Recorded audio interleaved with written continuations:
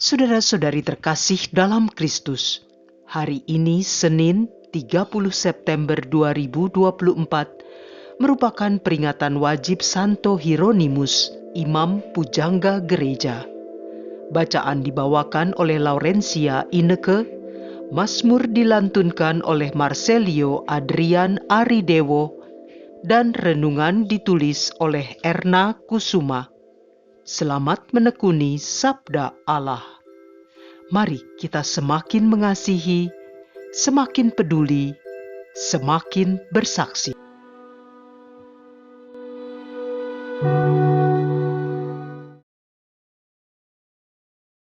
Dalam nama Bapa dan Putra dan Roh Kudus. Amin. Ya Allah Bapa yang Maha Kasih, kami bersyukur karena memperoleh kesempatan untuk selalu berada di dekat-Mu melalui sabda-sabda-Mu yang setiap hari kami dengarkan. Namun kami menyadari akan berbagai kelemahan kami, sehingga seringkali kami tidak memahami kehendak-Mu. Seringkali kami terjebak dalam ambisi dan ego kami masing-masing, serta disibukkan oleh rencana dan keinginan kami sendiri, memikirkan apa yang terbaik bagi kami, bukan apa yang Engkau kehendaki. Ya Bapa, bukalah hati dan pikiran kami, agar kami dapat mendengarkan sabda-Mu untuk menuntun langkah kami, menguatkan iman kami, serta hidup seturut kehendak-Mu. Maka dari itu, bersabdalah ya Bapa, kami siap mendengarkannya. Amin. Bacaan dari Kitab Ayub, bab 1, ayat 6 sampai dengan 22. Pada suatu hari, datanglah anak-anak Allah menghadap Tuhan, dan di antara mereka datang juga iblis. Tuhan bertanya kepada iblis, "Dari mana engkau?" Jawab iblis kepada Tuhan, "Dari perjalanan berkeliling menjelajahi bumi." Lalu bertanyalah Tuhan kepada iblis, "Apakah engkau memperhatikan hamba-Ku Ayub? Sesungguhnya tak ada seorang pun di bumi seperti dia yang demikian saleh dan jujur, yang takut akan Allah dan menjauhi kejahatan." Jawab iblis kepada Tuhan, "Apakah dengan tidak mendapat apa-apa Ayub takut akan Allah? Bukankah engkau yang membuat pagar sekeliling dia dan keluarganya, serta segala yang dimilikinya? Apa yang dikerjakannya telah kau berkati, dan apa yang dimilikinya makin bertambah di negeri itu. Tetapi layangkanlah tanganmu dan hancurkan segala yang dimilikinya. Ia pasti mengutuki engkau di hadapanmu." Firman Tuhan kepada iblis, "Sekarang segala yang dimilikinya ada dalam tanganmu. Hanya jangan engkau melayangkan tanganmu terhadap dirinya." Kemudian pergilah iblis dari hadapan Tuhan. Pada suatu hari, ketika anak-anaknya yang laki-laki dan perempuan makan-makan dan minum anggur di rumah saudara mereka yang sulung, datanglah seorang pesuruh kepada Ayub dan berkata, "Ketika lembu-lembu sedang membajak dan keledai-keledai betina makan rumput di sebelahnya, datanglah orang-orang Syeba menyerang dan merampasnya, serta menjatuhkan penjaganya dengan mata pedang. Hanya aku sendiri yang luput, sehingga dapat memberitahukan hal itu kepada Tuan." Sementara orang itu berbicara, orang lain datang dan berkata, "Api Allah telah menyambar dari langit dan membakar habis kambing domba dan para penjaganya. Hanya aku sendiri yang luput sehingga dapat memberitahukan hal itu kepada Tuan." Sementara orang itu berbicara, orang lain datang dan berkata, "Orang-orang Kasdim membentuk 3 pasukan, lalu menyerbu unta-unta dan merampasnya, serta menewaskan penjaganya dengan mata pedang. Hanya aku sendiri yang luput, sehingga dapat memberitahukan hal itu kepada Tuan." Sementara orang itu berbicara, orang lain datang dan berkata, "Anak-anak Tuan yang lelaki dan yang perempuan sedang makan-makan dan minum anggur di rumah saudara mereka yang sulung. Tiba-tiba angin ribut bertiup dari seberang padang gurun dan melanda rumah itu di keempat penjurunya. Rumah itu pun roboh menimpa orang-orang muda itu sehingga mereka mati. Hanya aku sendiri yang luput sehingga dapat memberitahukan hal itu kepada Tuan." Ayub pun berdiri, mengoyakkan jubahnya dan mencukur kepalanya, lalu sujud dan menyembah. Ia berkata, "Dengan telanjang aku keluar dari kandungan ibuku. Dengan telanjang juga aku akan kembali ke sana. Tuhan yang memberi, Tuhan yang mengambil. Terpujilah nama Tuhan." Dalam kesemuanya itu, Ayub tidak berbuat dosa dan tidak menuduh Allah melakukan yang kurang patut. Demikianlah sabda Tuhan.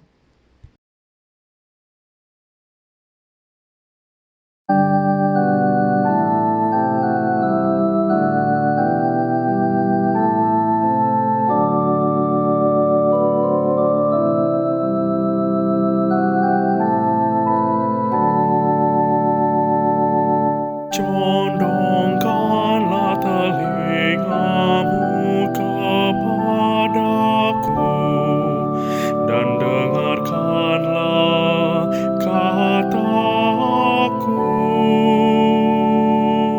Dengarkanlah Tuhan pengaduan yang jujur, perhatikanlah seruanku. Berilah telinga kepada doaku, doa dari bibir yang tidak menipu.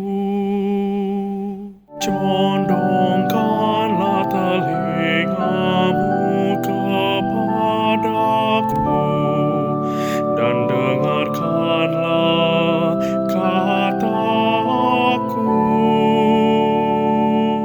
Daripadamulah kiranya datang penghakiman, kiranya matamu melihat apa yang benar.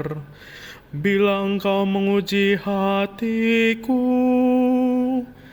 bila engkau memeriksanya pada waktu malam dan menyelidiki aku, maka tidak suatu kejahatan pun kau temukan. Mulutku tidak terlanjur. Condongkanlah telingamu kepadaku dan dengarkanlah kataku. Aku berseru kepadamu karena engkau menjawab aku, ya Allah. Sendengkanlah telingamu kepadaku, dengarkanlah perkataanku. Tunjukkanlah kasih setiamu yang ajaib, ya Engkau yang menyelamatkan orang-orang yang berlindung pada tangan kananmu terhadap pemberontak. Condongkanlah telingamu kepadaku dan dengarkanlah kataku.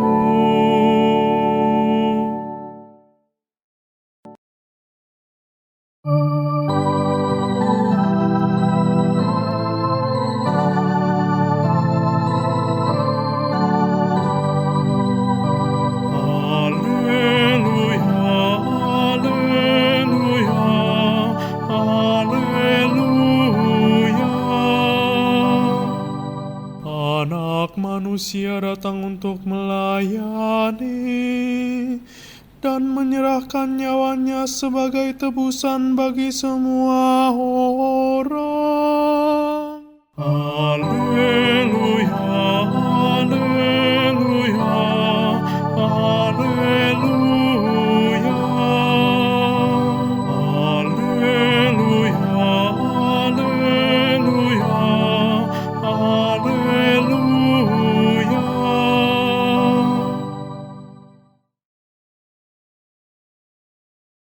Inilah Injil suci menurut Lukas bab 9 ayat 46 sampai dengan 50.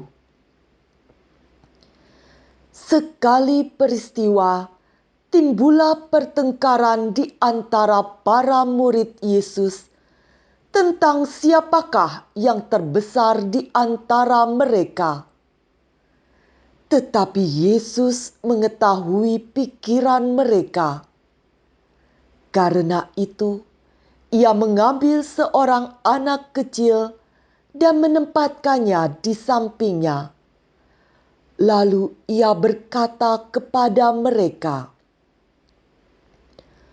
"Barang siapa menerima anak ini demi namaku, dia menerima aku. Dan barang siapa menerima aku, menerima dia yang mengutus aku. Sebab yang terkecil di antara kalian, dialah yang terbesar." Pada kesempatan lain, Yohanes berkata, "Guru, kami melihat seseorang mengusir setan demi namamu, dan kami telah mencegahnya karena ia bukan pengikut kita." Tetapi Yesus menjawab, "Jangan kalian cegah, sebab barang siapa tidak melawan kalian, dia memihak kalian." Demikianlah sabda Tuhan.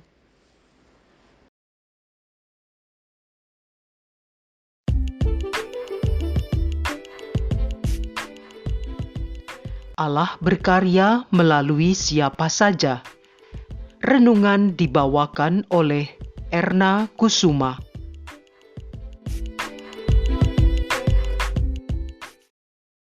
Bapak, Ibu, dan saudara-saudara yang terkasih dalam Yesus Kristus, mari kita renungkan dari bacaan Injil hari ini dengan terlebih dahulu memeriksa batin kita masing-masing. Mungkin kita tidak selalu mengerti mengapa orang-orang di sekitar kita mengalami hal-hal yang berbeda dari kita, atau mengapa Allah tampaknya berkarya melalui mereka dan bukan melalui kita, seperti yang dialami oleh Yohanes dan para murid lainnya ketika mereka melihat ada orang yang bukan pengikut Yesus, tapi ikut-ikutan mengusir setan demi nama Yesus.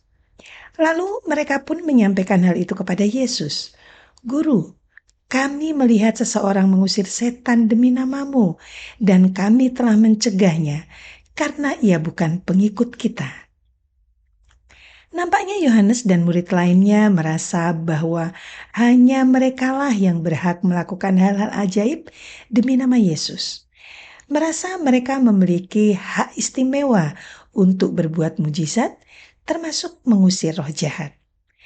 Mungkin juga kita temukan dalam kehidupan kita sekarang ini, ada orang-orang yang bekerja dalam pelayanan dengan cara yang berbeda dari kita, dan bahkan terkadang terasa bertentangan dengan ajaran gereja Katolik.